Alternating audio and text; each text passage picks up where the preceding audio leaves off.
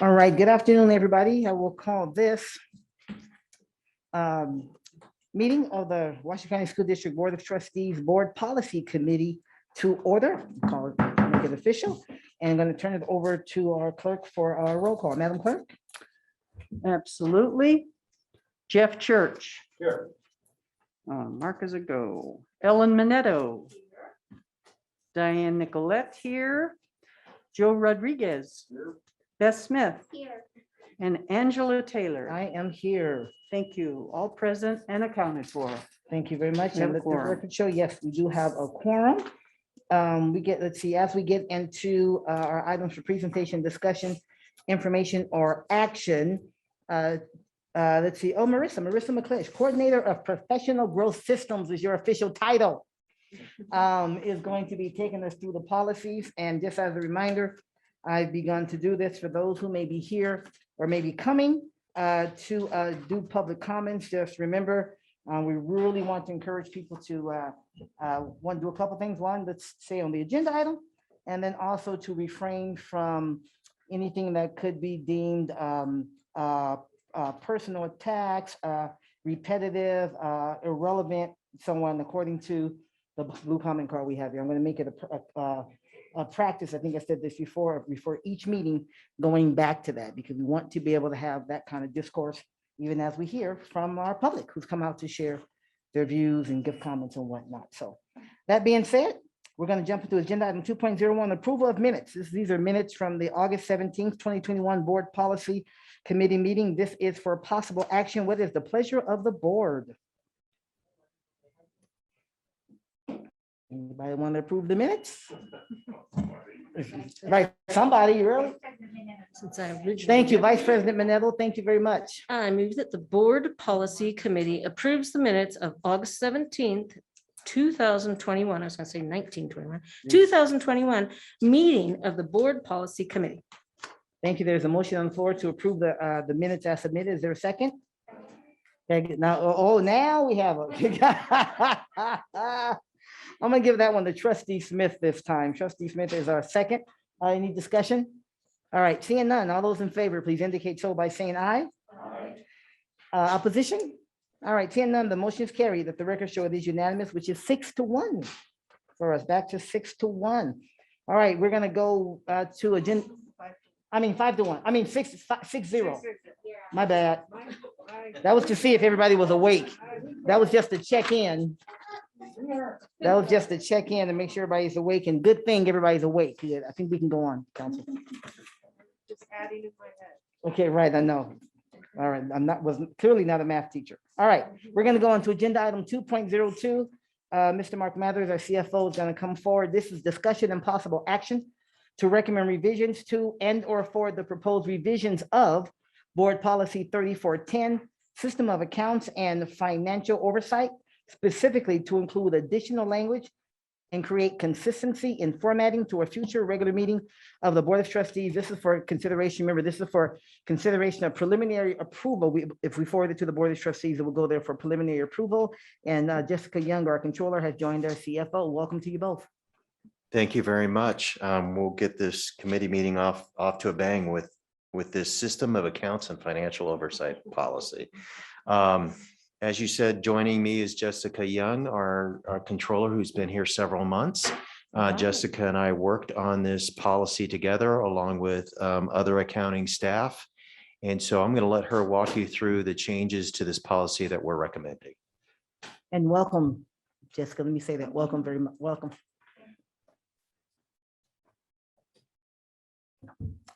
Thank you. That's your first test of attending the board Yes, meeting, is getting I that failed. mic on. Sorry. No, it's crazy. I say that because it's crazy. So the purpose of this board policy is to outline the authoritative sources that the Washoe County School District and other local governments look to for guidance when they're recording and reporting financial transactions. So this is in keeping with the role of the Board of Trustees to be responsible financial stewards. And it also enables decision-making that is based on the best available information. So the three authoritative sources that we look to are in the Nevada Revised Statutes.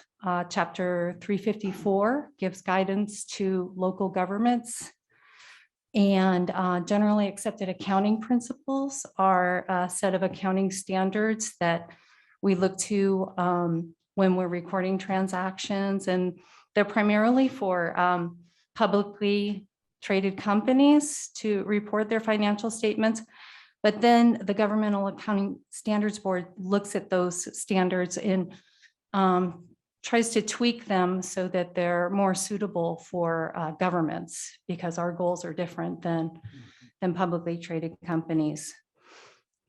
So from this board policy will flow administrative regulations and procedures that will ensure that the standards that are issued by these authoritative sources are followed. Note 1 in our annual report talks about some of the policies that we have implemented in order to be in compliance with GASB. So that would be like whether or not to present a financial statement on a full accrual basis or a modified accrual basis. And should the measurement focus be an economic resources focus or current financial resources? So depending on the type of financial statement, we need to take these guidelines into account. The policy also outlines things like the timely recording of transactions, revenue recognition, and the treatment of interfund loans, as well as who is responsible for overseeing and monitoring the assets of the district. And it also stipulates that the financial statements will be audited annually. I mean, that's just a really good overview. And in case you followed along just here, and this, it looks like it's really just a update on what Jessica just kind of walked us through in terms of those three sources, and then some language to make it consistent with the other policies that we have. Nothing else stuck out to me, but certainly may have to either you, Clerk Nicolette. Yes, thank you. I like the brevity of this, and it's to the point. And if a person wants to research more, well, they can have at it because you gave important information. My only thought is that you use the acronym GASB, and then again, in that same sentence, number 2, page 1, you got GAAP, and you're getting rid of that. I think for consistency's sake, I know this is little, but as someone who likes to have a title with an acronym, and then again, if you look at page 2 under number 2, you again have generally accepted accounting principles GAAP, but you've crossed that out. So if you could just put generally accepted accounting principles next to the acronym one place, I think that would help the reader. One thing I would say, definitions number 1, I think it's there. It looks like it's crossed out. No, which one are you looking at? Definition, are you in the definition page 1? Number 2, I'm looking at GA. Yeah, go to number 1, go to number 1. Oh, you're darn right. Thank you. I guess I skimmed over what already exists. It's okay, turn your mic on, turn your mic on, turn your mic on, because your point is well made. Had it not been there, we would certainly have wanted to do that. Well, so. okay, I'll throw myself under the bus. Oh, I stop. guess I overlooked what already exists. Yeah. Okay. Thank you, friends. It takes more than one. It's okay, that's why we're here. Other comments, questions, anyone? Trustee Church, I see you struggling with your light over there. And good catch, Dr. Taylor runs an incredible meeting to catch that in the first.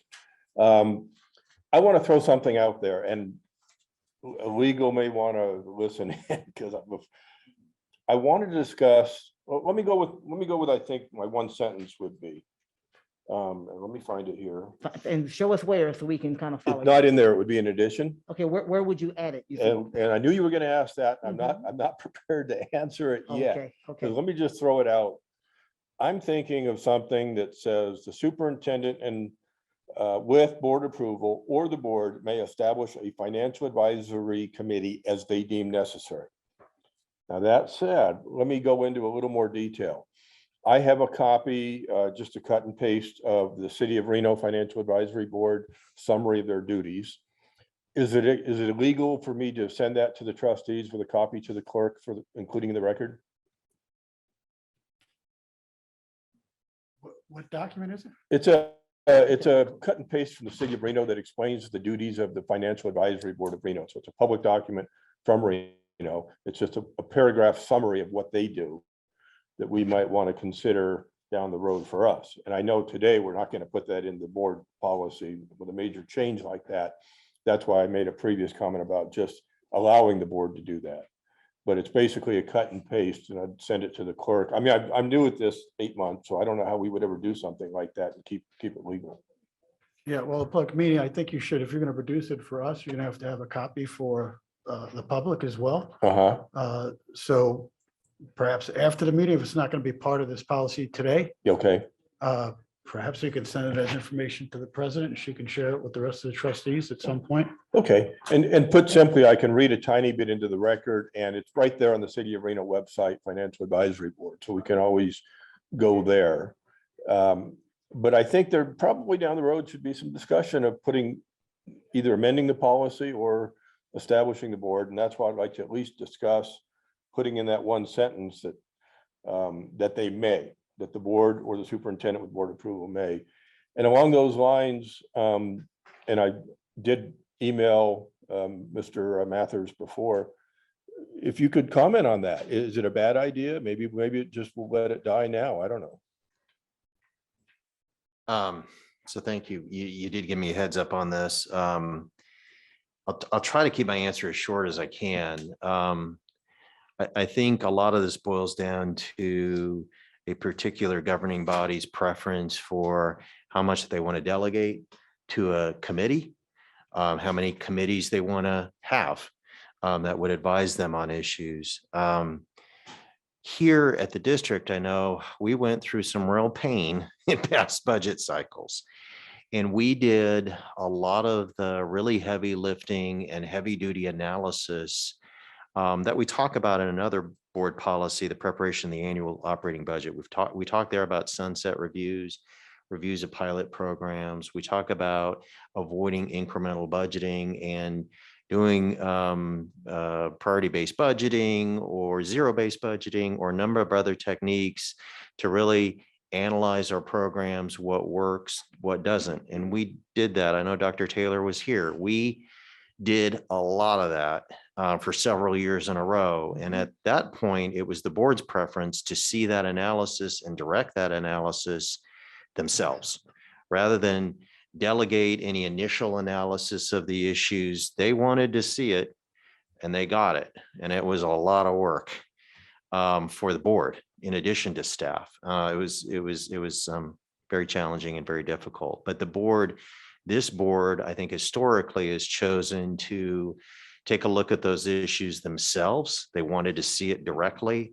They wanted to comment on it. They wanted to direct staff in the direction they wanted staff to go, or i.e., let's not look at that, but we can look at this going forward. Bring that back to me next board meeting. And so, again, this goes back 3-4 years ago when we had to make severe cuts to the budget.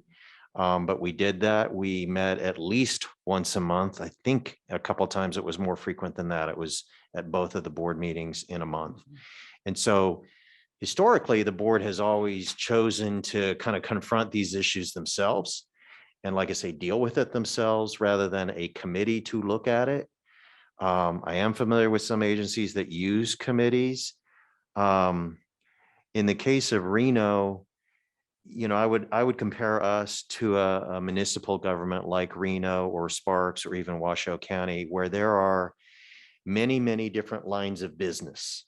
So the county has 27 different departments and they do all different kinds of functions. It's like 27 different fiefdoms, and it's very complex. Those municipalities also have a plethora of revenue sources that they can affect.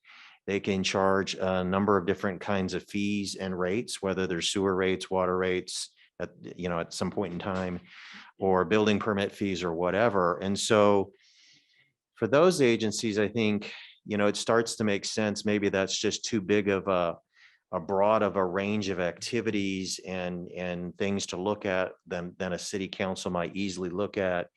And so I can see where a city might choose to have a committee, a financial review committee or advisory board or what have you, look at those issues so they can vet them before they come to the city council and save the city council time. But here at the district, we are a single purpose agency. It's all about education. Nor do we have the ability to charge fees or rates like those municipalities do. So there's, I would say, a less broad set of issues that our board has to deal with. We just, I think, have to go deeper. And so that's why this board, I think, historically has chosen to go deeper themselves. And they want to see that analysis. And so we've done that. And the point in time at which we would start talking about those issues would be our first budget meeting, which usually happens late in a calendar year before we kind of embark on our budget process. We talk about budget principles we want to follow, and we ask the board, what kinds of analysis would you like to see? You know, is this, when we lay out kind of a game plan for the budget, is this what you want to see, or do you want to look at something differently? And so I think that would be the opportunity for the board to talk about the kinds of analysis, sunset reviews, whatever that they would like to see. So hopefully I answered your question somewhat. For some agencies, there's probably value. For this agency, historically, the board has chosen to deal with those issues directly and head on. Thank you, Mr. Mather. Trustee Church? Thank you. I had to laugh a little bit. Hopefully you answered correctly. You did a great job of answering it without stating your opinion, more or less, but you did an excellent job. So you did spell it out very, very well. I would point out that we have almost $1 billion budget, twice that of the city of Reno. And while we're single purpose, looking at the CAFR or the budget and the audits, we tend to have a lot of different sources of income, grants, federal grants that are very specific, state grants, property tax, WC1. I mean, we do have a lot. It's not just, one source. I do point out that, as with the city of Reno, the key word is advisory. I point out that assuming you can get really good people for the board, which I think we could, you have, and I've attended many of the city of Reno. Jeff, are you saying good people for the board or good people? The for committee. He means for Committee. that advisory Committee. board. If I Advisory board. Yeah. Yeah, it's called a FAB there, their advisory board. But no, we have good people on our board. Thank you for that correction. So the Reno FAB I've attended many times, and there are some sharp people on there, with backgrounds in everything from MBAs to accounting, et cetera. And so I think that would be a valuable thing to at least consider down the road. And that's why I'm only asking for that one sentence with the key word there being may.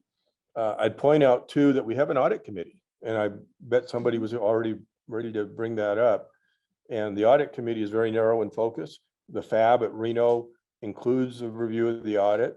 So it might just be a matter down the road of extending the purpose and duties of the audit committee if those members so wanted.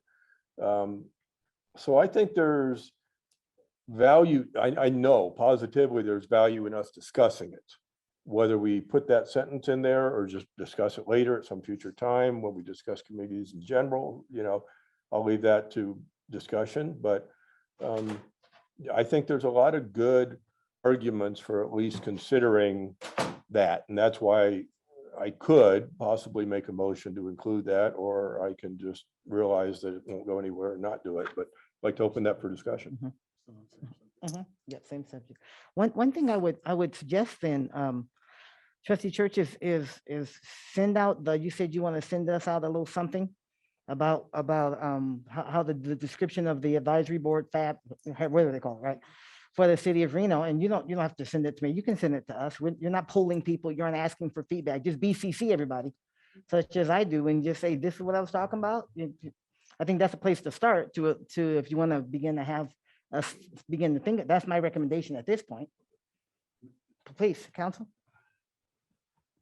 Trustee Church, I just wanted to add, and I don't know if it's been talked about, I'm sorry, I'm getting pulled in different directions here, but certainly the superintendent already has authority on her own volition to start any advisory committee that the superintendent needs. And there's also authority for this board to have a meeting on different committees. So I don't think there's a sound rationale for putting that authority in another policy. It's already there. No, to be clear, now I'm really confused. We have approximately 14 committees, for example, the audit committee. Mhm. My understanding, the superintendent could not create another committee. No, those are No, board no, committees. in the beginning, you said this, either the superintendent or the board or both. And all I'm saying is that the superintendent has authority to have superintendent committees, Task and force. the board has authority to vote to create a committee. So that's all I'm saying. You already have those authorities, so it would be redundant to put it in policy on finance. Okay, so, That's all. so maybe a better wording, if it even went this far, would be to change the wording to say a board committee. Would that be correct? It's really up to whatever your intention is, frankly, right? Because the board committees report to us. That's exactly what I mean. You have to Right. report to us. I mean, a Then it board, would be a board committee. yeah, and That's- again, the perfect example would be to extend the duties of the audit committee and maybe change the name to the financial advisory committee. The fact, not the fact. So, anyway, for discussion, No, I gave my recommendation on that piece. Superintendent? And just to clarify, so our current audit committee actually has a presentation for the CAFR, and they are presented the CAFR as well too. Just as the board will be presented the CAFR as well. can you tell me that one more time? Is this Our too loud? audit committee is presented with the CAFR as well too. So they accept the CAFR. Yes, yeah, clearly, that's their one of their big purposes, sure. Well, I'll make a motion, we'll see if it goes anywhere. I make a motion, well, first of all, you're gonna want to know where it goes, I think. Yeah, because that's got to be part of the motion as to what recommended. Help me out on this, change. anybody, while I'm looking, let's save some time. Well, while you're looking, I will Mhm. say that I personally would prefer it not be in this policy to keep it clean so that there's no committee assigned to this oversight. I hear, and I'm thinking a lot about what you're saying. I would prefer that it not be in here. But although, as you know, as we have discussed, I am all for having a review of our existing Board of Trustees committees. I think it's a very good idea. So I'd prefer not to put it in here. Just my 2 cents. Okay, thank you. I'm seeing Dr. some Nicolette. nodding. Wait, hang so- on. I have a light on right here. So if I may, right? Vice President Manel, just because you were digging in to see where you might want it to be, okay? Vice President Manel? Thank you, Madam President. Yeah, for me, I don't think this is where it belongs. Thank you. Okay, Good Thank you, Vice discussion, and I President will Mello. not be making a Trustee? motion. okay. Okay, well, that lights out. So, okay, so there won't be a motion to add, there won't be a motion to add that. You can still send that information. I'll still that, nothing hurts. It didn't hurt anybody to do that for us to consider. Okay, just remember the BCC, put everybody on the BCC line. Okay? Any others? I don't think I don't think we have public comment on this, do we? Jean? No public comment. Okay, thank you very much. So I'll look to the pleasure of the board as it pertains to Board Policy 3410. The suggested, recommended changes to a Board Policy 3410. What's the pleasure of the board? Trustee Smith? I move that the Board Policy Committee approves the proposed revisions and forwards Board Policy 3410, System of Accounts and Financial Oversight, to a future meeting of the Board of Trustees for consideration of preliminary approval. Thank you very much. There's a motion on the floor. Is there a second? Second. Seconded by Trustee Rodriguez. Okay, we already had discussion, seeing no more. All those in favor, please indicate so by saying aye. Aye. Opposition? All right, the motion carries. Let the record show it is unanimous. Thank you very much for the work, and then this will go, move forward to an upcoming board meeting for preliminary approval. All right, agenda item 2.03, discussion and possible action. Come on up. To recommend the deletion of Board Policy 4119, separation of service. It is redundant and unnecessary. to a future, well, there's a good reason to delete some, right? Redundant and unnecessary. To a future meeting of the Board of Trustees for consideration of preliminary approval. And Marissa, and you, it's not just you. Yeah, she's like, I know how to do this. She's turned, yeah. That's why I brought her along. Good thing. Marissa McClish, Professional Growth Systems Coordinator, and I have the amazing Kate Shum, HR Manager, with me today, as she knows some of the ins and outs and details of things we'll be talking about. Kate Shum. Yes, yeah, I was like, that's right. HR, that's right.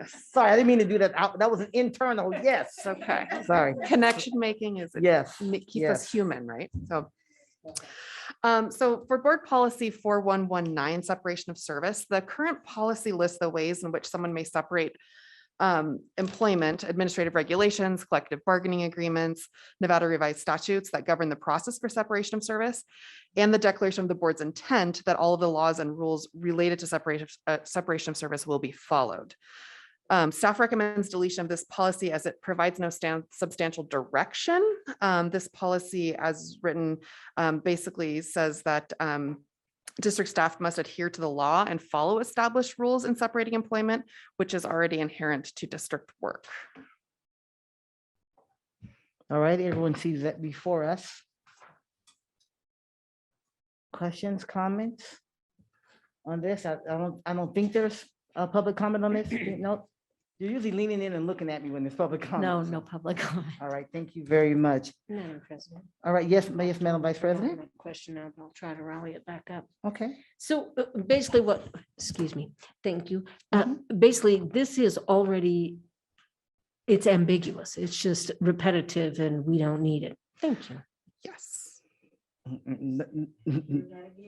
Right, not only is it redundant, so it's repetitive, we don't even need it, which is a bad reason to be redundant. We don't even need you. All right, any other commentary, any other comments, discussion from the board? Okay, seeing none, looking for a motion. What is the pleasure of the board regarding board policy 4119? Vice Clerk Manetto? I mean, geez. That's okay. It That's was all right. Clerk Manetto for most of this year. Clerk Nicolette, It's troublesome Tuesday. sorry, So help me. I move that the Board Policy Committee approves the proposed deletion and forwards Board Policy 4119, separation of service to a future meeting of the Board of Trustees for consideration of preliminary approval. Thank you very much. There is a motion on the floor. Is there a second? Seconded by Trustee Rodriguez. Good thing he showed up to do the seconds today. All right, seeing no further discussion. All those in favor, please indicate so by saying aye. Any opposition? All right, the motion carries. Let the record show it is unanimous, which is 6-0 for us. Thank you very much.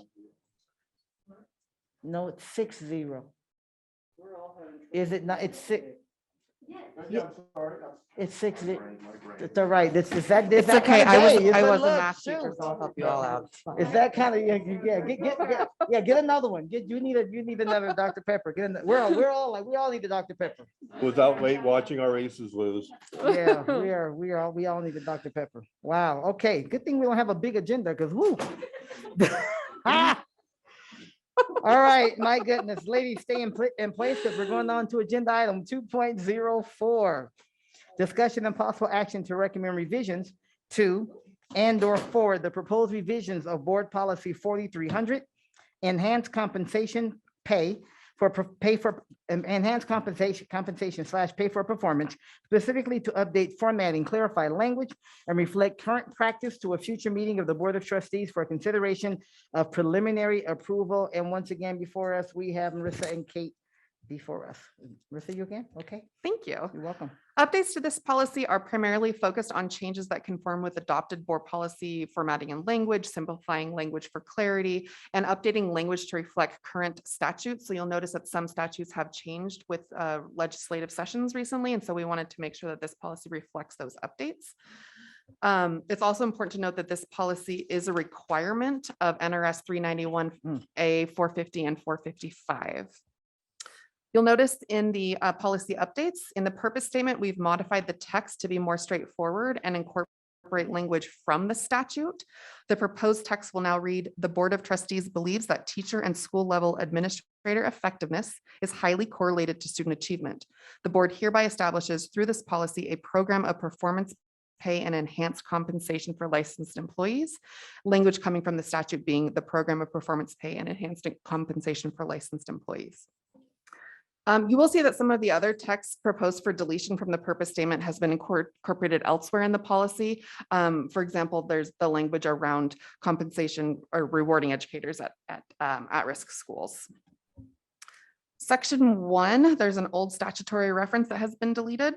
Section 2 inserts language regarding a focus on high risk or underperforming schools and utilization of multiple measures of effectiveness in accordance with the requirements of NRS 391A, 450 and 455. The former sections 1 and 2 have been recommended for deletion. This policy previously applied to an incentive program that was funded by the Nevada legislature and to a program that we implemented as a pilot through the Teacher Incentive Fund grant.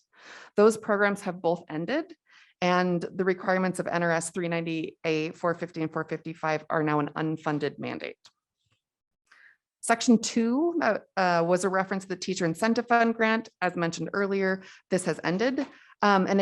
This section incentivized teacher leadership work. That funding is no longer available. And while we certainly support the sentiment expressed in this text, it is no longer relevant to a policy related to enhanced compensation.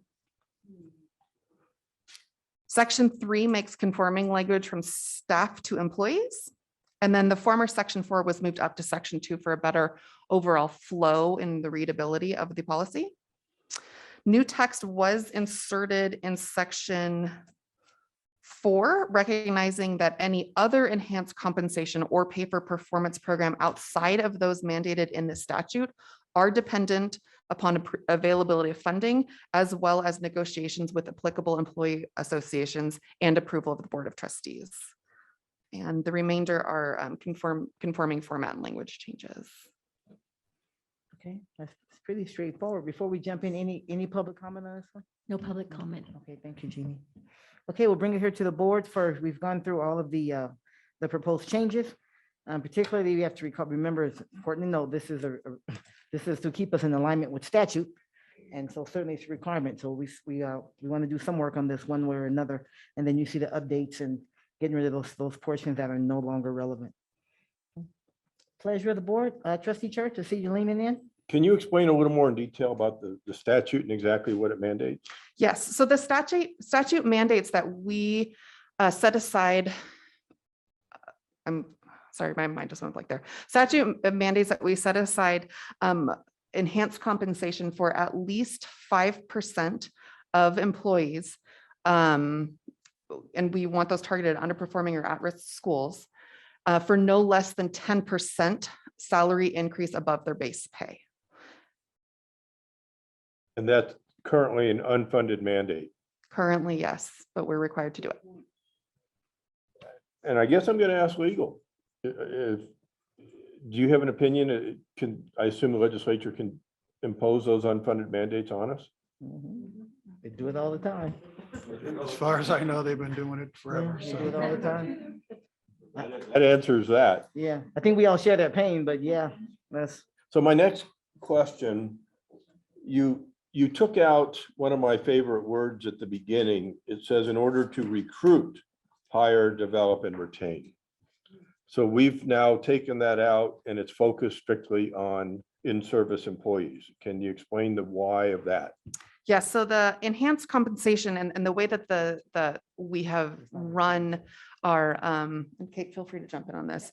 The way that we have run our enhanced compensation programs is that we really need to, and our data shows that we need to be retaining highly effective teachers at or at risk and underperforming schools. So when we look at the amount of years of experience on average at those schools compared to schools that are not necessarily in that designation, there's a clear distinction that we have less experienced teachers, newer teachers at these schools. And so the goal that we have always historically really, at least as long as I've been in HR, which is not forever, and Kate, feel free to jump in. We really want to retain those highly effective teachers at those schools.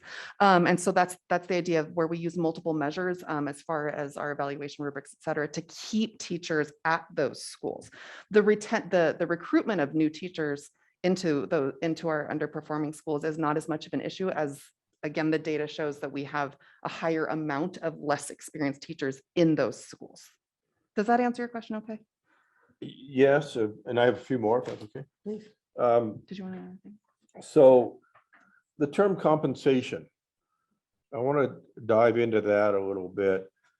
To me, but it may be, we may or may not want to make it clear in here. To me, compensation could mean anything from actual money, because you talked about 10%, but could it not mean, let's just say we have healthcare, and let's just say that you have copays. And you say, well, if you're in this program, we're going to give family free, or you don't have to do the copay, whatever. In other words, compensation could be anything that compensates them for their work other than money. Would that potentially, say if you had a value of other compensation, take home car. I mean, I'll just make one up, take home car. So they don't have to pay the insurance and all that. Would that be considered compensation within the statute? The law reads, the Board of Trustees of each school district shall reserve for each fiscal year for the purposes of the program of performance pay and enhanced compensation established by the Board of Trustees pursuant to statute, an amount of money sufficient to provide an increase in base salaries, not including monetary benefits. There you go. Yeah, I was wrong, or I'm not wrong, but you answered the question. Thank you. You're good. You hit more questions. You're good, trustee Church? Okay, okay. Any other questions, comments from the board? Okay, yes, Dr. Nicolette? I will bring up a thought. I understand this, and I understand there's law to support it. The word equity comes to my mind. Is there an unequitable arrangement in this? Part of me thinks that there is, that if a teacher is doing a good job, no matter where they're at, and their performance indicates that, I guess I feel, it's a feeling, that they should be included in this opportunity, but that's not the law. So true, that is not written within the law. I think another interesting point is that or data point is that we're required under ESET to have an equitable access to effective educators plan within our state. That is something that we submit annually to the Nevada Board of Education. And within that program, it's focused on equitable access of all students to an effective educator, right? And so that's where we're looking at that data as far as years of experience, effectiveness on multiple measures of performance, and we're comparing within schools with different demographic needs. And so that's leads into why we have historically focused on the schools where we see the least amount of experience, and effectiveness data is pretty similar across school sites regardless of demographics, but definitely the experience, there's a big skew. We'd be happy to provide with that data. Say to that, I appreciate that you use two variables, quantitative and qualitative information, and I appreciate that because these are tough decisions. Thank you. Yeah, the way that I looked at that, thank you, Dr. Nicolette and trustee Church. I think the way I looked at that is really, this is about, and you kept going back to, Marissa, the disparity, and it's targeting where the greatest need is, not because there isn't also it'd be great to be able to reward everyone who's performing effectively. There's no question about that, right? Because we know teachers need to get paid more anyway. But because that's not what this is about as a whole. You target where the greatest need is, and it seems as though, based upon research, right, that the greatest need is for those lower performing schools, or those Title IX schools, and more at-risk schools, or schools with more at-risk populations is a better way to say that. That's where the greater need is, and so that's where the focus is on this piece. That's the way I read that in terms of why here, because that's where the greatest need is based upon the data. Correct. Okay, trustee Church, thank you. Again, I'm a little bit confused, but it sounds like we're just mandated to have this policy. I mean, it's like statutorily mandated. That's pretty close. And nothing stopped us from having other policies to recruit, retain other people, I mean, good people, short of this policy. It uses the word performance. Is that the only measure we're allowed to by law? I mean, sometimes it's just somebody's willing to go to a school that nobody wants to go to, or does it have to be strictly based by statute on the performance? And we actually use a few different data points. We use their evaluations, so their performance is part of it, their full-time equivalent. So full-time teachers is part of our policy in greater detail than just what the law says we have to do. So for us to determine how we hit those benchmarks of the 5 and 10% that is mandated, we also include post-probationary, so that, like Marissa was speaking, those experienced teachers. We also share it with special ed teachers around the district. So even special ed teachers outside of those designated schools are eligible for this incentive as well. Thank you. that's great. You answered a question I was pondering and hadn't even asked. Thank you. Okay, thank you, trustee Church. Vice President Manetto? Thank you, Madam President. So, and maybe this already says this somewhere and I don't see it. Can this be a matter of a bonus? So it doesn't go on PERS, so we don't end up paying more in PERS? It actually designates that it is PERS compensable, so we have to pay PERS on it. Okay. And Back to the statute. are there, yeah. And are there a specific number of years? Years ago, when I received for working in at-risk schools, I had to be there for 5 years or something. And then every year after that, I got blah, blah, blah. So is that? No, it's just retention. So if I was Okay. at a school that doesn't qualify in the 2021 school year and transferred this year, I wouldn't be eligible until I had been there for at least 2 consecutive years. Okay, thank you. So it's 2 years instead of like it's 5. It The sounds 5 like- years under yeah. AB1. Okay. Okay. All right, good conversation. Anybody else? Other questions? No, if not, certainly looking for Dr. I Nicolette. just want to say, you guys know your stuff. Thank you. All right, looking for the pleasure of the board pertaining to policy 4300. My light's on. Okay, Dr. Nicolette? I move that the Board Policy Committee approves the proposed revisions and forwards Board Policy 4300, enhanced compensation and pay for performance, to a future meeting of the Board of Trustees for consideration of preliminary approval. Thank you, Dr. Nicolette. There's a motion on the floor. Is there a second? Seconded by Vice President Manetto. We've had discussion, seeing no more. All those in favor, please indicate so by saying aye. Aye. Opposition? All right, the motion carries, and I'm not going to give a number because clearly we have problems with that. Okay. Just saying. Agenda item 6-0. 2.0. Everybody voted for it. How about that? All right, agenda item 2.05, one more round for these ladies before us. Thank you so much. Discussion and possible action to recommend revisions to and or forward the proposed revisions of Board Policy 4400, equal opportunity in employment, specifically to update formatting, clarify language, and reflect current practice to a future meeting of the Board of Trustees for consideration of preliminary adoption. And then again, back to our HR experts, Marissa and Kate before us. Thank you, ladies. Thank you. Thank you, President Taylor. So our Board Policy 4400, Equal Opportunity in Employment, the vast majority of updates to this policy are conforming or simplifying language changes. In the purpose statement, the final sentence is recommended for deletion as it is unnecessary. In section 1, minor editorial changes for improved ease of reading and the removal of a reference to the human immunodeficiency virus are reflected. HIV is no longer specifically called out with respect to equal employment law, so it's unnecessary to call it out specifically in this policy. The former section 2A has been recommended for deletion because these protections are already provided under state and federal law.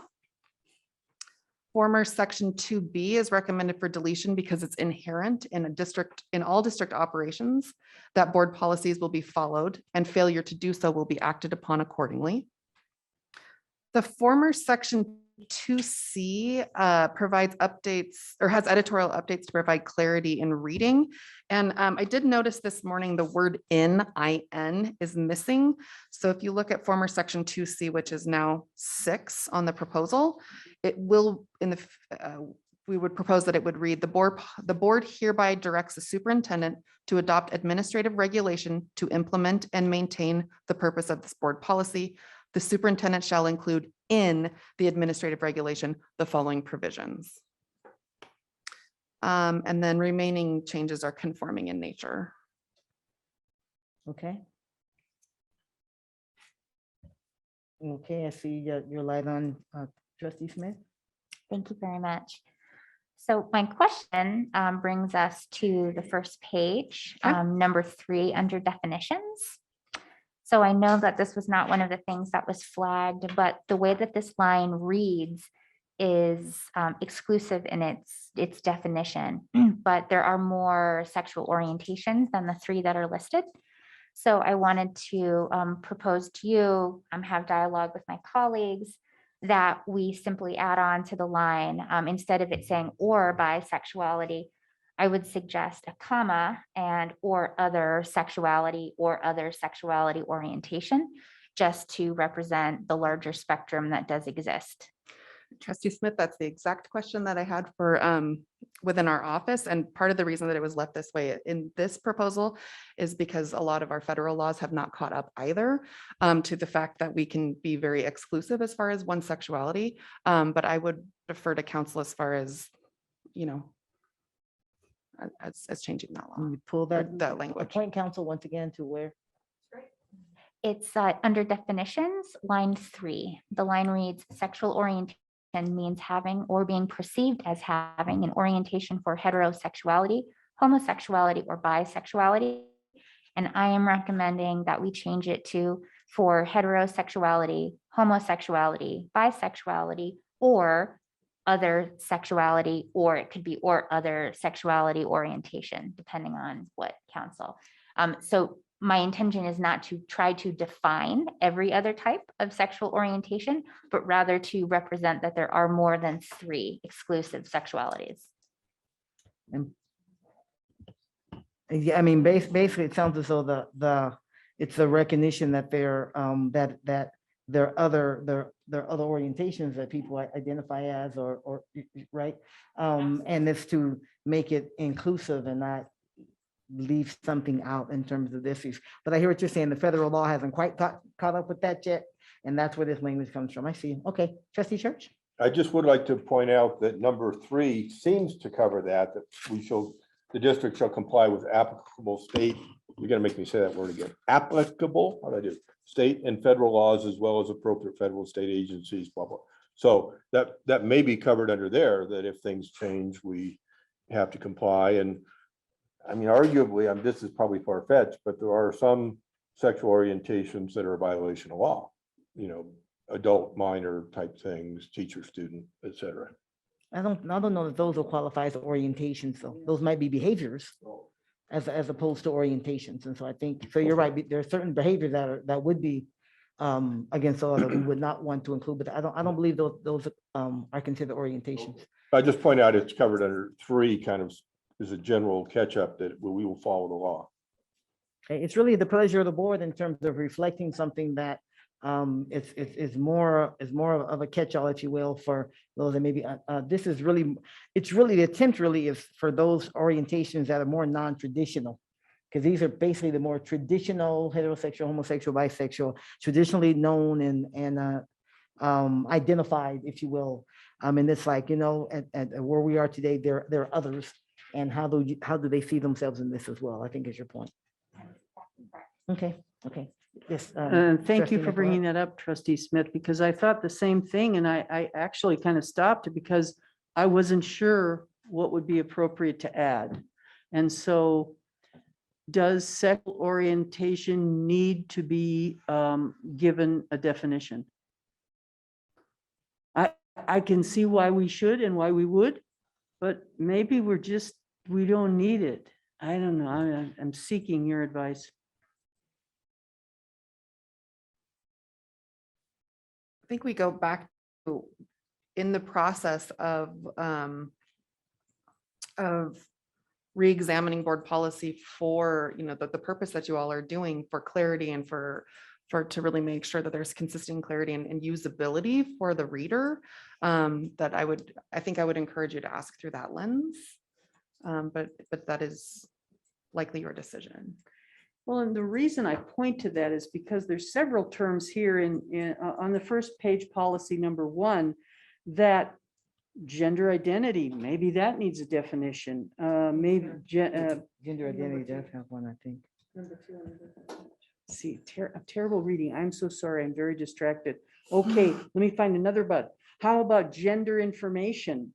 Political affiliation. I know I'm stretching here, marital status, disability. Those are all legal terms, right? So do we need to redefine it? Because I feel this is a bit of a quagmire.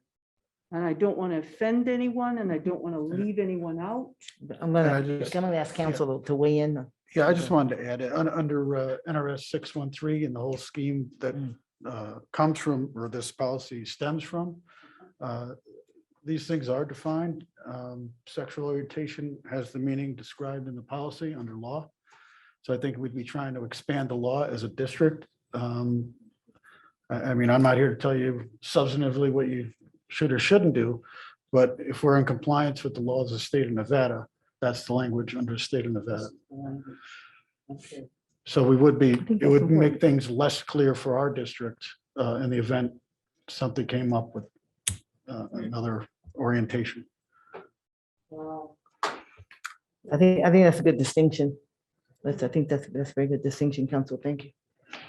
If I may. Please. That is very, very helpful. And the point is well taken that in many cases, our laws have not caught up to what it is that we are accomplishing.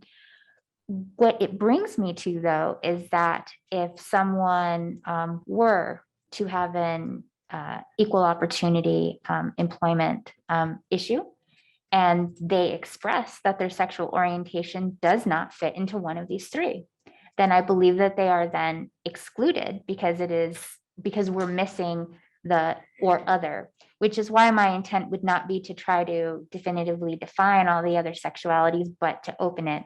The point is well taken, and I understand that it's something that should be considered.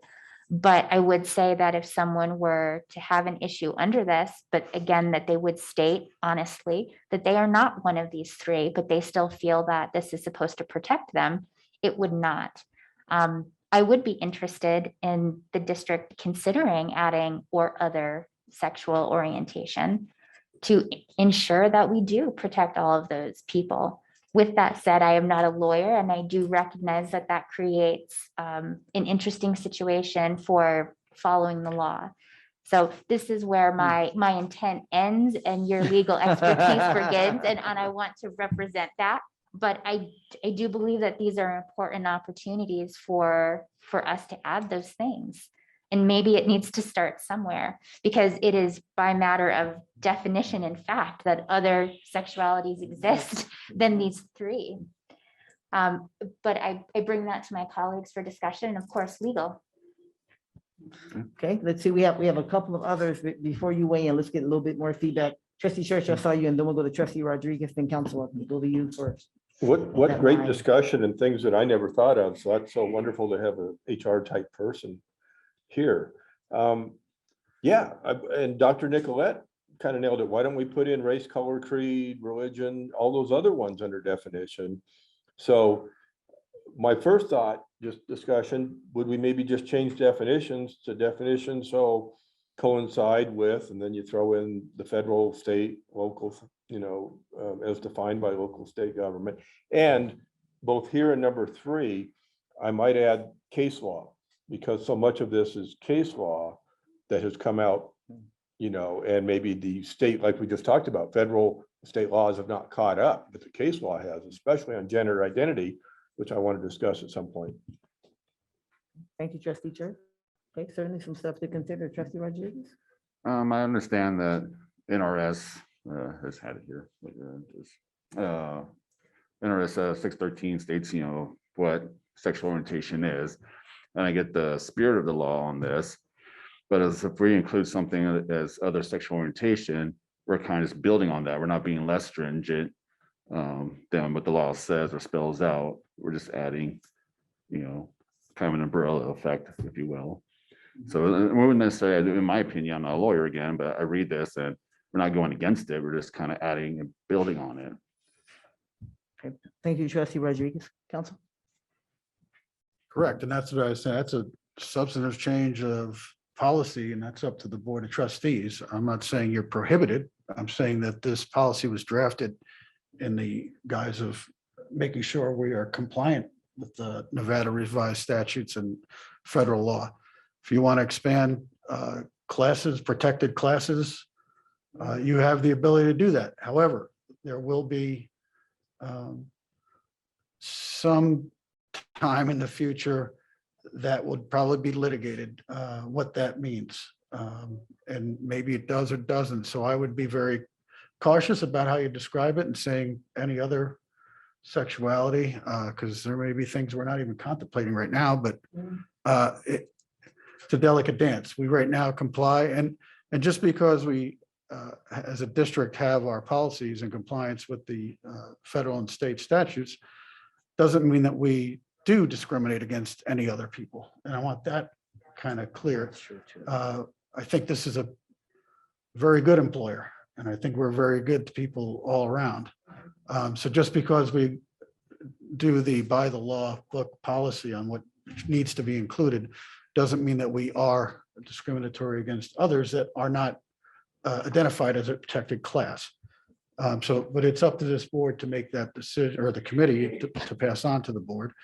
But there are risks and rewards to that. That's all I'd say. Thank you, Council. Trustee Smith? And that's a very, very good point. I appreciate that. If it would, we could add 2 additional definitions. So if keeping it to other sexuality orientations feels too broad and that feels too open, then the 2 that I would feel comfortable suggesting for inclusion would be pansexuality and asexuality, to be specific.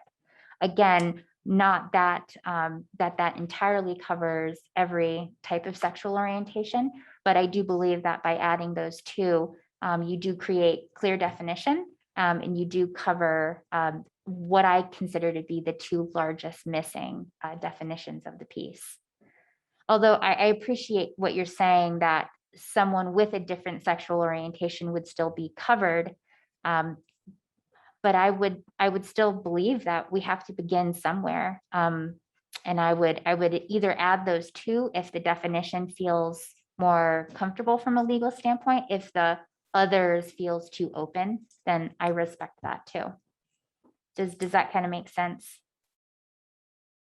It makes sense. And as legal counsel, my comfort level is with the way the law is applied. Yeah. And we are obligated if that law changes. I think that's the spirit of the policy and the law. So Nevada revised statutes changes the definition in the next coming session. I think we would immediately adopt the definition contained in there, or through the federal courts or the Congress. So again, that's a substantive change. I don't want to sway the committee one way or the other. That's your decision. Yeah, well, we're asking for your legal advice on that. Yeah, and I would say it would put us, we would be creating new protected classes for the Washoe County School District, which I think would always add an increase to some type of liability in the future. That's my. It could, but if they're already considered part of this and we would protect them, even if we don't define it, then we're not really creating a larger class. If we're saying that an employee that whose sexual orientation is pansexuality would still be able to come through and be protected by this, then by defining it, we're not really growing the class. If we would have covered it, we're just stating it for the record, right? If I understand, so someone brings a claim through the NERC or the EEOC saying that the Washoe County School District discriminated against me because I'm asexual. And that goes through the administrative process through the EEOC or NERC or one or the other, and we bring up the defense saying that's not a protected class. Mm. First of all, we didn't do anything wrong. Second of all, that's not a protected class under the laws of the state of Nevada or the United States. We would prevail. If the person says I'm asexual and nobody, whether there wasn't, we've created a new class. So I'm not trying to include, exclude. I know from my experience, I think this is a pretty good employer. But I'm just telling you, we are creating now new classes. That's all. So it's expanding our possible liability. Thank you, counsel. Are you, no, you guys are in the middle, Yeah. so I don't want to. So this would not protect them then? If they felt that they were discriminated against on the basis of being Pansexual. pansexual, Mhm. then what I'm hearing is that this would not actually protect them, which actually makes me want to list it even more. And again, the definition under NRS it defines, I lost it. Sexual orientation. 3, yeah. Perceived or having orientation in heterosexuality, homosexuality, or bisexuality. Now, if this committee wants to put forward to the board to expand those protected classes under that protected class of sexual orientation, that's your choice. My point is, I think this is a good employer. I'm not saying the language we have right now protects pansexual, asexual, or whatever else may come down the pike. That's your choice to create and expand these classes. Okay, thank you, counsel. I'm going to go to the superintendent and then trustee Church and then vice president Manetto. Thank you very Oh, much, and then President Dr. Taylor. And I would just point out, when you look at your purpose for the policy, in the second and third line, in accordance with anti-discrimination laws, there is no harassment or discrimination in employment opportunities towards employees or applicants. And then I would also point out under your legal requirements and associated documents, and I think this is where Mr. Reich is coming from, that if any one of these legal requirements or documents is to be updated and changed, your policy holds that already. So if, for example, NRS 613-310, if that were to be updated or revised, if Title II, the Civil Rights Act, Title IX, not necessarily age discrimination, but any of those laws were to be updated, your policy encompasses that because it already says these are the legal requirements. So I just wanted to point that out to the point of the federal definition. And state. Right, and state because of NRS. Okay. Thank you, Madam Superintendent. Trustee Church and then vice president Manetto, then Dr. Nicolette. Thank you, boy. This is a lot tougher than I thought it was going to be. Some great points. My first concern is possibly under purpose to throw in case law, because again, that kind of says we'll keep abreast of case law. This old guy had to Google pansexual to see what it is, and again, you can't believe everything on the internet, but it does seem to clearly state that it's a protected class. So, I mean, I'm really having a hard time with this, other than I think we ought to throw in the word case law, at least to show that we're cognizant of that. And then I want to differ a little bit, or want to change gears a little bit. Gender identity. I'm not a lawyer, so I want to ask counsel. My understanding of reading information lately is that gender identity is specifically covered under a U.S. Supreme Court decision, back to case law, as well as a recent decision of the Supreme Court not to hear a case. And therefore, we would be potentially in violation if we didn't include gender identity in a protected class in there. Would that be correct? And it is included. It's in NRS 613 also in the federal law. Okay. And I could read you the definition. General gender identity. An expression means a gender-related identity, appearance, expression, or behavior of a person regardless of the person's assigned sex at birth. And I would just caution about adding case law. case law changes on a nearly daily basis, and we have to know what case law. Is it simply Nevada? Is it the Washoe County courts? Is it the federal courts? And the reason I bring that up is because at times they're always conflicting. So case law is amorphous, is the best I could say about that. Thank you, Okay, Council. Trustee Church, you. I mean, it's still, I'm concerned, if applicable state case law, say Nevada Supreme Court says you will do this, we don't do it, seems like we'd be in trouble.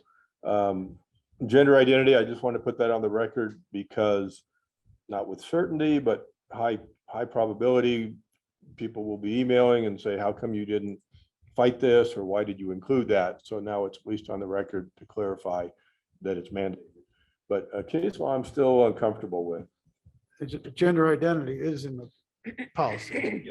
Right, and I think that was his point. That's I my think that was- point. When somebody emails me and says, well, why didn't you fight this? And I say, it's case law. Oops, Well, it's it's statute. statutory law Right. Mhm. as well as maybe case law, but yeah. And really, case law, what that ends up doing is telling you what the statute is.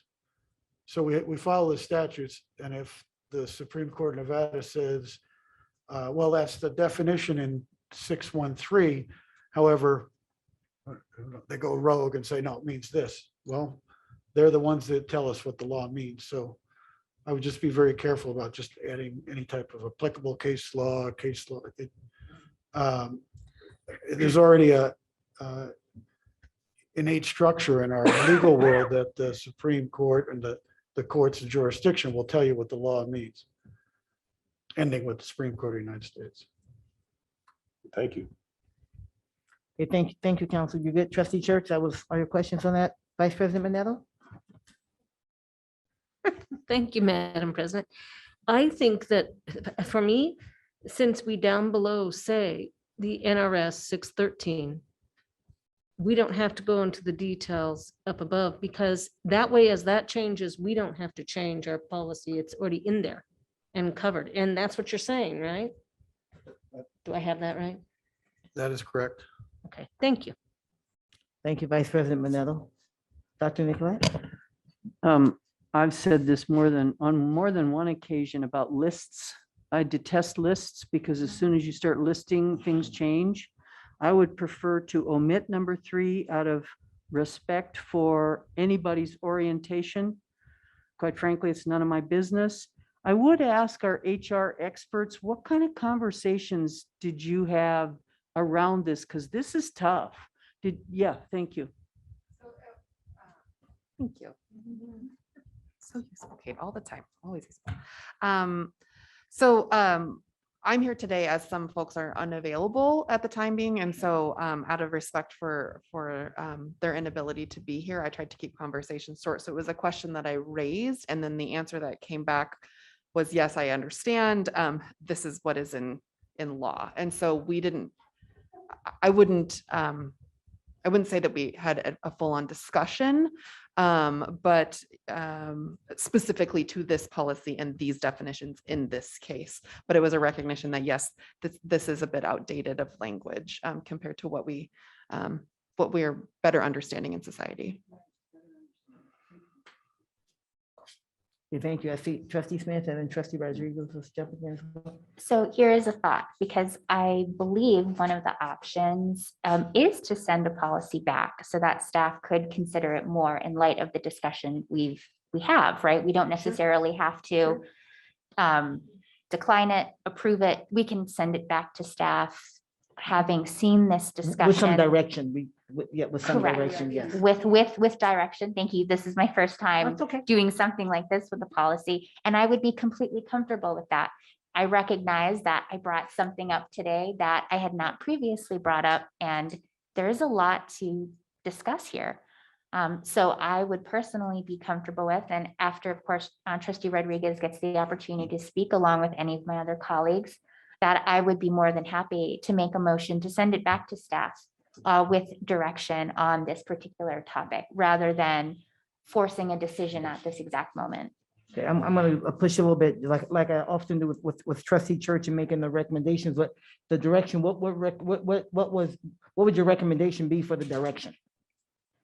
What I'm hearing is that staff may have touched on this, but didn't really have a substantive conversation about it. And so I feel like perhaps I've caught you off guard with a topic that perhaps deserves additional thought. Staff may very well come back and say that they are comfortable with it just the way that it is, but I would like to give them the opportunity to consider this one particular point additionally and see if they would be open or make a different recommendation. Okay, thank you very much. And thank you very much for your guidance. I really appreciate Well, that's it. good. We're here that, look, clearly today, we're here to help each other. There's no other day that made that clear. It's clear today. Trustee Rodriguez and then Trustee Church. I'm kind of on board with I'm on board with kind of omitting it with the sense like, can we just delete this and, let sexual orientation be kind of interpreted through the law? But is it, I guess more, my question would be for legal, is adding the simple few words or other sexual orientation, is that really opening up like Pandora's box? Yes. Okay. Because it is not, first of all, it's ambiguous.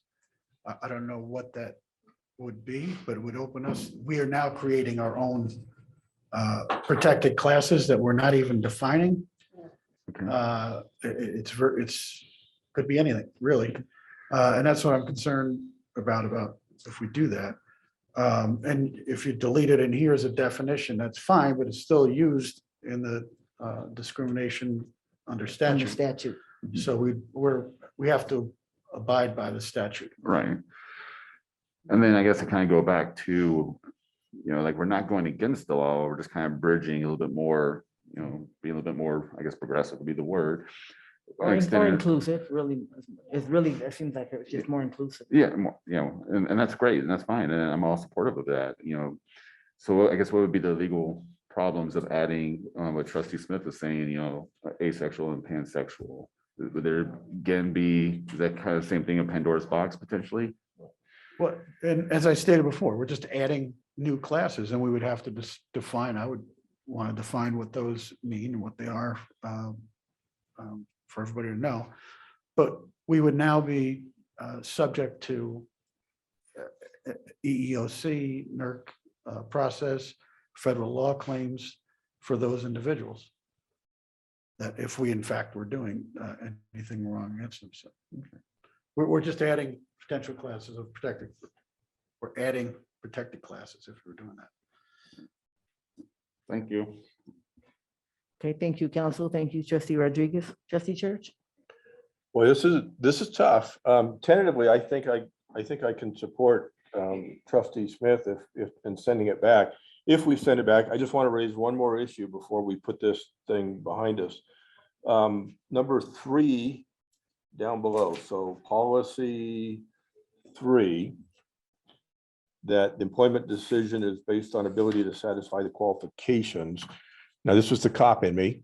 What about background investigation as well as passing a background investigation? Something, in other words, yeah, we're going to hire the best person we get, but they still got to pass they got to not have a criminal background that would prohibit them. They got to, even if it doesn't prohibit them, there's certain moral, legal standards you look at and you go, this person's got 3 priors for shoplifting, whatever it is. We talked about this at a previous board meeting.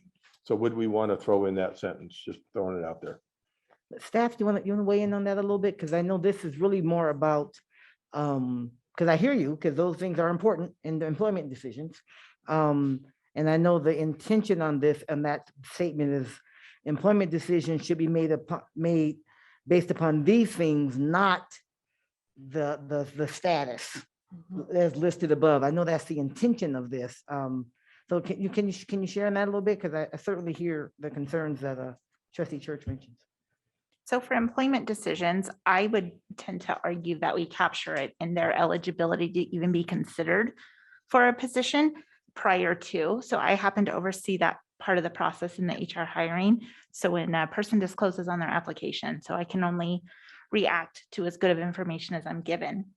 So if an applicant puts down that they have something in their background, we have our process to ensure it's not an active case or something that's still outstanding. That moves them to allow a hiring administrator to see their application to consider them then to ensure that they have, meet all those qualifications. Once they're hired, then that background piece comes through where school police does the wants and warrants check and the fingerprint check. Well, technically, conditional offer of employment into the background. But again, it may not be an active case. They may have 3 priors as a peeping Tom. You go, man, this is a red flag. So again, word discussion or legal may want to weigh in, but do we want to add a sentence?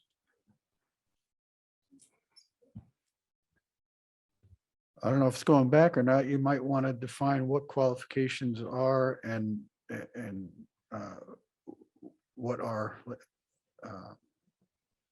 issues before hiring. I mean, those qualifications, when I see satisfy the qualifications outlined in the job description, maybe it's outlined in the hiring process, because not every job description says you're going to be subject to a background check.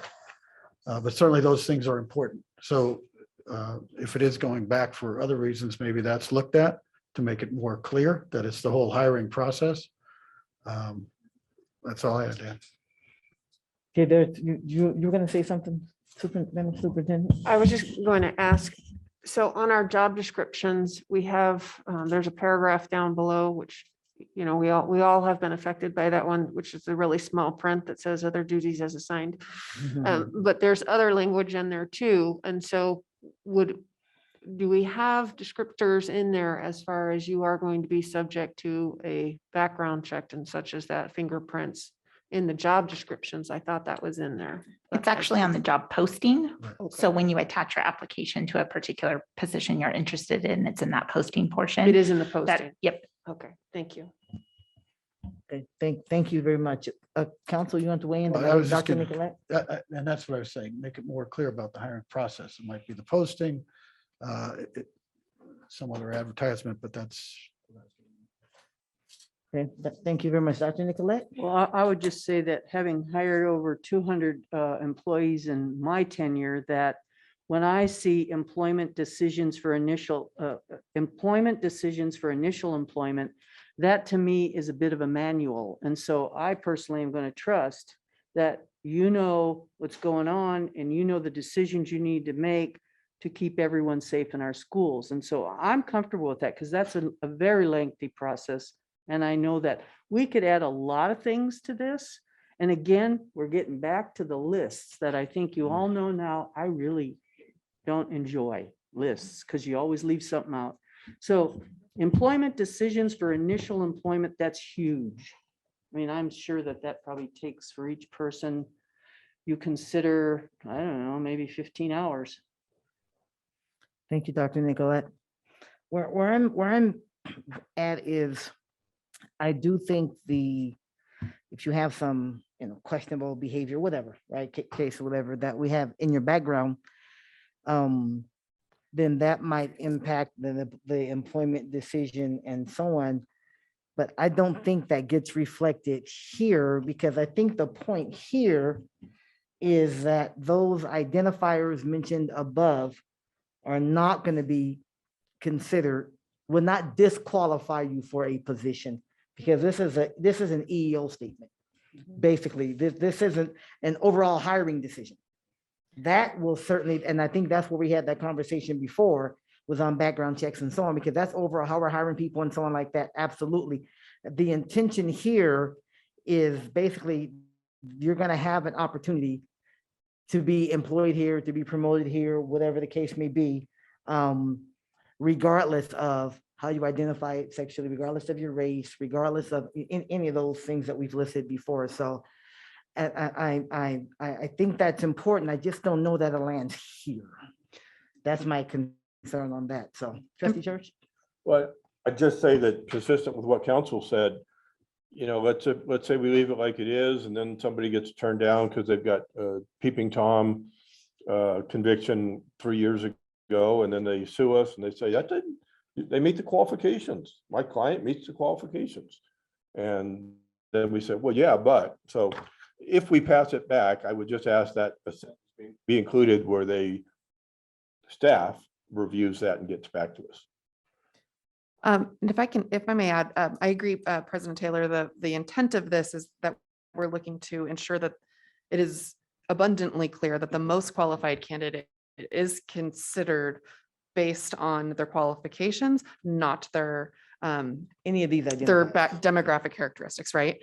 And that to add on to what Kate was saying, and maybe just kind of state again in a different words, the qualifications for the position are on the job description. And the reason that we need those attached to the position is that is the thing that the prospective employee is applying to. And so within there, you will see not only skills, requirements, education, et cetera, for the job experience, but also the background needs.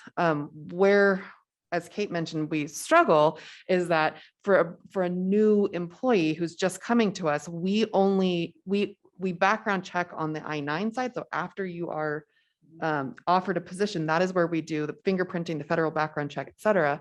And so before then, it's whatever the employee discloses to us. And so Kate and her team do this amazing job of looking through what has been disclosed on the front end to see, yes, is this someone who is eligible for employment? But there are some pieces of that process that we simply can't do until we get access to the background check. But the notification that there will be a background check is I just be clear, they're not an employee. Turn your mic no, on, they're a sir. prospective Turn your mic. employee. Turn your- Yeah. Oh, okay, your mic is off, so. Oh, okay. I hope that made. Okay, well, is there any further discussion? Do we have any public comment on this one? I don't. We actually do have some, awesome. Valerie Fianaka. Well, you're our only public, any public here that, oh, Ms. Fianaka. I want to Welcome. thank trustee Nicolette. She hit the nail on the head for me today. I'm an employer in town, and I would drop number 3. I think that is totally unnecessary in your situation. I have never, ever, if I were to pick an employer in this town that is inclusive, you would be the number 1 on my list. I would not think of any other employer that's more inclusive in this city than Washoe County School District. I don't think you could be more inclusive if you tried.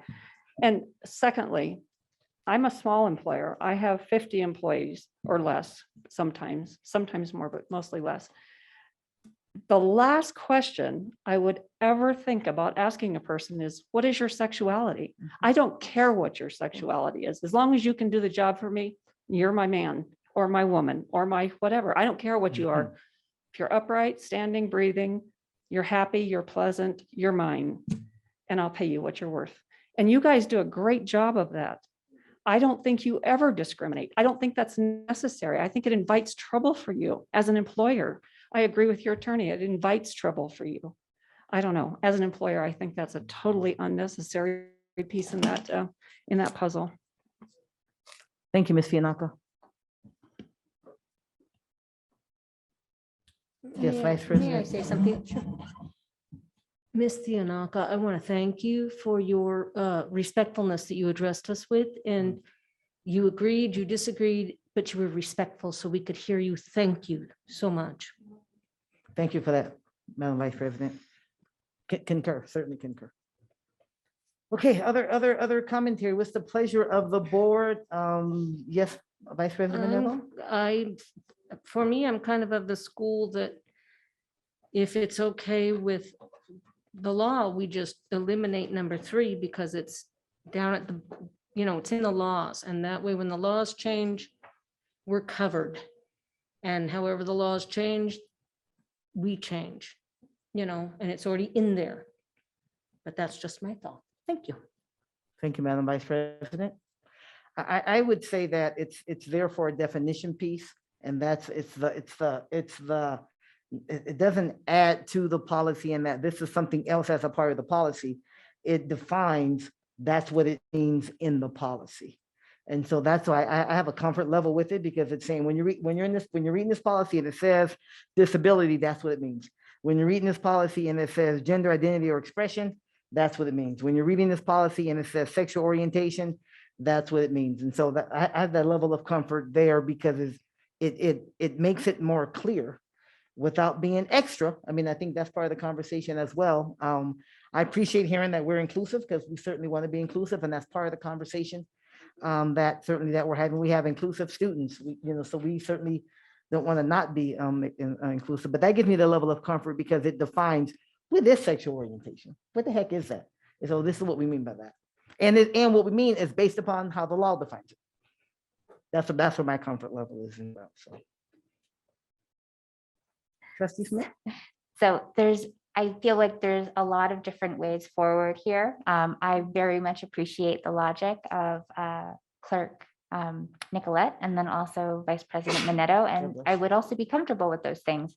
To your point, though, President Taylor, if we were just defining sexual orientation, we would put means how you are attracted romantically and sexually to other people. We would not define the labels associated to them.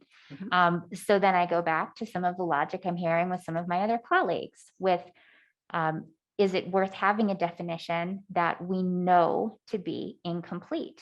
I appreciate that legal is saying that by adding additional sexualities that creates additional classes. I respect that. I absolutely hear that. I would tell you as an individual, not as a board action, that I would be comfortable actually increasing those groups, but that may not be a decision for today. So I would go back to removing that, because the reality is that the definition of the term is not a labeling of those three sexualities. So again, not to go deeper down the rabbit hole, but that is also why I would like to give our expert staff the opportunity to consider this rather than us making a decision. We can make a decision. I am prepared to vote one way or another on this, but I do recognize that I've brought something up unexpectedly, and I always refer to the expertise of our staff, and I always appreciate that insight. But I would also be opening to completely deleting it as well too. So I share those two thoughts with my colleagues. I appreciate that, Trustee Smith, and I'm going to go back to you for a motion in that that I mentioned, hey, because this is just defining, and this is not, that gave examples of not necessarily defining what it is, which speaks back to, so I hear that. I do. I hear that. So thank you. Trustee Redrick, So and then I'll be looking for a motion. Yes, sir. legally, are we good to delete this? And I mean, with the definition or with the understanding, we still obviously understand and Because it's in protect- statute. Yeah, it's in statute. So legally deleting it, we're good to go on that. Now you're on. You're on. Yeah, you can certainly delete it. That does not abrogate the responsibilities under state and federal law. That's the definition under NRS 613. So, but you can remove it from your policy. Yeah, and I do think what it also does is, I mean, it's also important to note that we say in compliance with, we talk about being in compliance with the law. And so we certainly, I don't want to send the message out there that, oh, now we're saying we don't care about sexual orientation as you have, that's not the narrative around this. The narrative around it is, it isn't necessary. And then that the definition in and of itself is not really a definition, it's really kind of examples. Which is it's really more examples in the definition, and that's a different. I mean, I got there listening to actually the two of you, particularly you. So, and Ms. Fianaka made me actually think about it. Okay, is there a pleasure of the board? We have a couple different, I think, let me just kind of put my arms around this a little bit for us, hopefully, but help put our arms around it, I should say. Sounds like we're considering a couple of things. At this point, there may be others, because I know you brought up a couple other things, Trustee Church. Either eliminating number 3 under definitions completely, understanding that we're not abdicating our responsibility to be in full compliance with state and federal law as it pertains to that. Okay, another consideration is keep number 3 in there and just work on it some more, so to speak, and maybe allow staff to have more of an opportunity to dig into a little bit deeper. At this point, I know there are others, so I'm gonna stay here with this at that point. Sounds like that's kind of, or, pass it as it is. I mean, it looks like those are kind of the 3 things in terms of this piece that we're looking at in this piece. So I'm looking for the pleasure of the board in terms of that. Well, if I may make one more comment, like Please. I'm in full support of, best person for the job, regardless of what, you could be an alien. I don't care. I mean, like a flying alien. But I don't know if I want to alien. right, be entertaining, but and I totally understand here where Trustee Smith's coming. There is more, and I do feel that this list is complete, and It is. and I can see how someone outside looking in may read this and think differently. So, but if we do send it back, it kind of stands, legally, it kind of open a Pandora's box, and I hate to do that to the district. So I would be in support of deleting it because it kind of sounds like sending it back might almost be a moot point, so. Is that a motion then, trustee Rodriguez? I'd like to open up for more discussion, or if anyone has anything else to say. Trustee Smith? Thank you, trustee Rodriguez. I will make a motion for board policy 4400, number 3 under definitions to delete the definition of sexual orientation for the purposes of this policy. Thank you. There's a motion on the floor to delete number 3 under definitions. Is there a second? Second. There's a second motion on the floor from trustee Smith, seconded by trustee Church. Any more discussion? We've had an opportunity to have plenty on discussion on this, trustee Church. Yes. Discussion of whether this motion puts it to bed, or then do we have to approve the policy? So this is just on that one, the motion itself. Thank you for the clarity. The motion is just for removing number 3. Okay, so there's good clarification. Okay, all those in favor, please indicate so by saying aye. Aye. Opposition? All right, the motion carries. So now we're still on to the rest of board policy 4400. And considering that we've done that piece thus far, other considerations to be included on this, or things to be not included, or do we move it as amended to consideration by the full board for preliminary approval? That's where we are. Say that again, please. Okay, either it seems as though we, at this point now, the next thing would be to either, if there are other changes, proposed changes beyond what we just did, right? Or do we approve it as amended? Remember, we just got rid of number 3 under definitions. So do we approve it as amended, which sends it forward to consideration for the full board for approval for possible preliminary approval? I will make a motion. Yes, sir. Ma'am? I move that the board policy committee approves the proposed revisions with the amendment and forwards board policy 4400 equal opportunity and employment to a future meeting of the Board of Trustees for consideration of preliminary approval. Thank you, Dr. Nicolette. Is there a second? A motion on the floor to approve board policy 4400, to approve the revisions to board policy 4400 as amended, send it forward to a consideration by the full board, seconded by trustee Rodriguez. Seeing no further discussion, all those in favor, please indicate so by saying aye. Aye. Opposition? All right, the motion carries.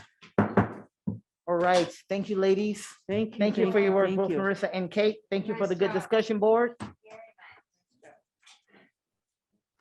All right, we'll move on to agenda item 3.01, public comment. She's chatting. Do you have public comment, Ms. Fianaka? No, okay, because she was chatting and I didn't want to go on without. Okay, that was it. Oh, John does. He's. All right, okay, seeing no public comment, then we will call the meeting adjourned. Our next meeting is the third Tuesday in October, October 19th, 2 p.m. right here. Thank you, everybody.